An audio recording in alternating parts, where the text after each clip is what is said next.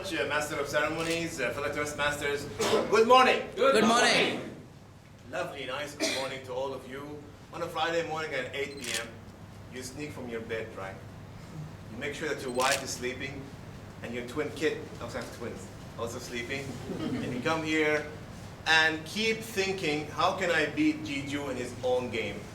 He comes here full of energy, a ball of energy, makes people laugh on a boring topic. The bar is so high, I can't even see it. But let me tell you this. I've been watching Jiju since 2007. There's a trademark body language he does. Who can tell me what is the trademark body language sign that he does almost every time? Yes, he does this all the time. But this one that he does and I love. I call this the Jiju appeal. So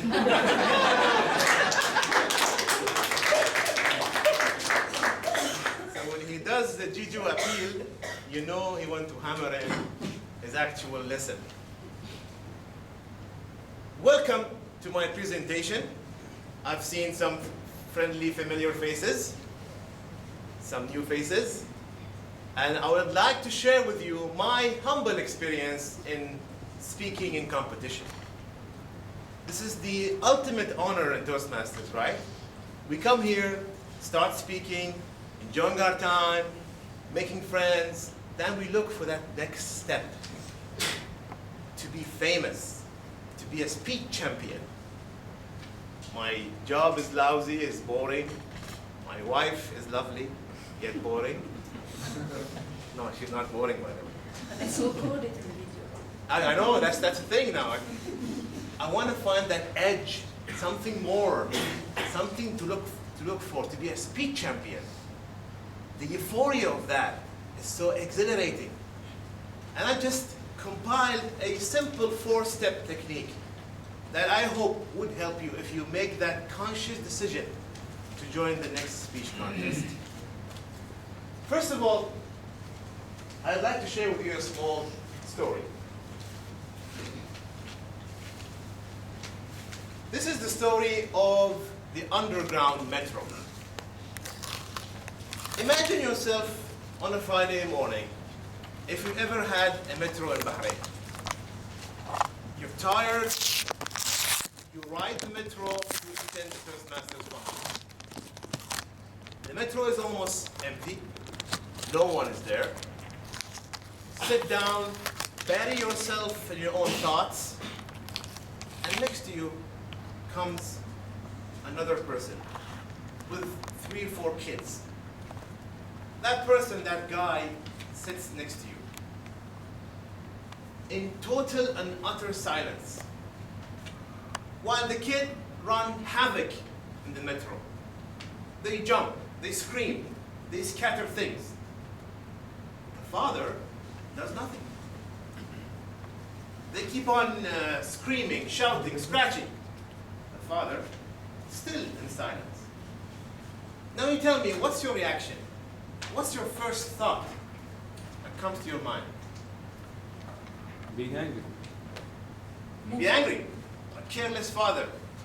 Stand up and discipline your kids.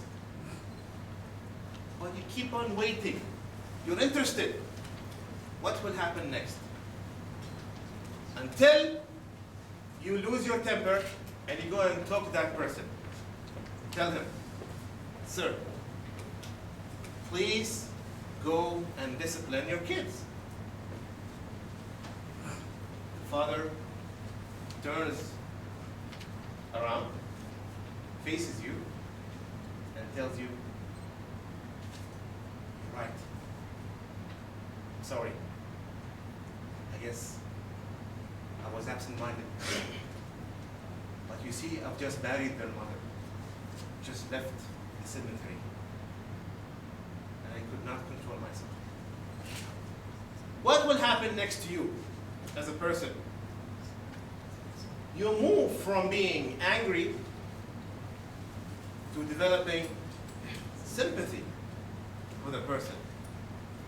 That transformation from being angry to being sympathetic is what Stephen Covey calls a paradigm shift.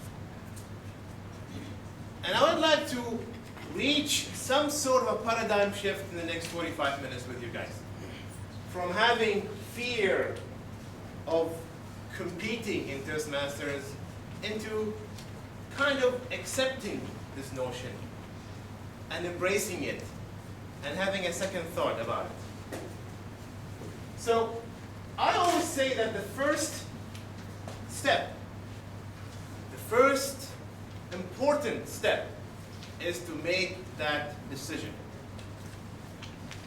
Now, to all of you out there who've been in Toastmasters speech competitions, and you ask a person next to you, will you compete? Say, I don't know. I'm either forced to it, or I'll do it for fun, or I'll try it out. But making a decision,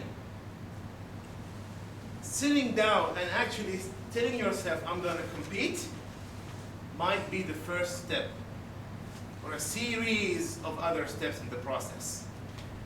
First step is I have to make the decision that I'm competing this year. And trust me, guys, this is not an easy decision. I'll tell you why. First of all, you will have to beat your fellow Toastmasters at club level, which is cool. Then you go to the area level, 3 more clubs. Then you go to the division level, 50 more clubs. And if you win, you go to district level, 200 plus clubs. It's a long process, isn't it? It takes time, it takes energy. And you need to do that conscious decision. Then, when you do that conscious decision, the most important thing after that is to visualize the result. And this is a trick that many presenters do before they speak. For you to be able to convey a message, to be forceful, persuasive, you should radiate persuasiveness, positivity, and ability, right? So when you come here this morning, you don't tell yourself, I'm going to go there this morning, and I'm going to present so lousy. You can't tell yourself this. While you're driving here in your car, you can't communicate to yourself, I'm going to come here this morning, and they will hate me. That single thought by itself might destroy the whole process of build-up that you start way before the actual presentation. And this is an NLP technique that anyone can apply. The moment you get the news that you will present on a Friday, 2nd of March, that preparation process, that visualization process should start. Okay, on a Friday morning, 8 a.m., I'm going to come here, I'm going to try to beat Juju at his game, which I can't, obviously. And I'm going to try to visualize the feeling of presenting something new. The eager eye that will look at me as I'm going through the process. If you can't really manage to reach this level of euphoria in your visualization, think of happy times. Now you think I'm here in this room now? You're wrong. I am somewhere in Thailand, enjoying my time in the beach, soaking up in the sun, embracing the wind, the smell of coconut, the breeze of airwaves. You gotta be somewhere that makes you feel happy and